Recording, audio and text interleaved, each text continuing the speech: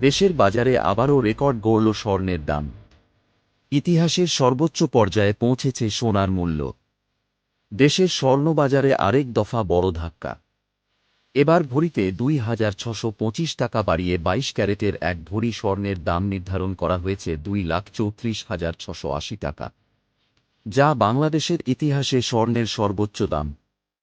Bangladesh jewellers association BAJUS বুধবার রাতে এক বিজ্ঞপ্তিতে এই তথ্য জানিয়েছে। বিজ্ঞপ্তিতে বলা হয়, স্থানীয় বাজারে তেজাবি স্বর্ণ বা পিওর গোল্ডের দাম বৃদ্ধি পাওয়ায় সার্বিক পরিস্থিতি বিবেচনায় এনে নতুন এই মূল্য নির্ধারণ করা হয়েছে। বাজুস জানায়, বৃহস্পতিবার থেকেই সারা দেশে নতুন এই স্বর্ণের দাম কার্যকর হবে।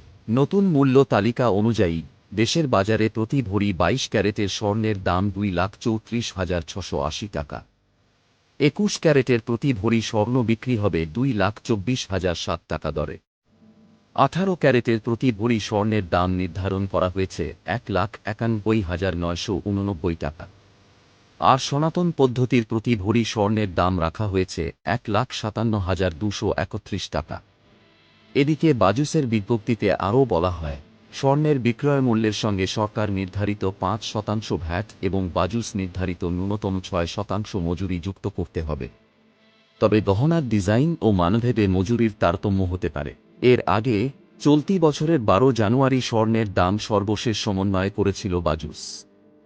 সে সময় ভরিতে ৪,১৯৯ টাকা বাড়িয়ে ২২ ক্যারেটের এক ভরি স্বর্ণের দাম নির্ধারণ করা হয়েছিল ২,৩২,০৫৫ টাকা, যা ১৩ জানুয়ারি থেকে কার্যকর হয়।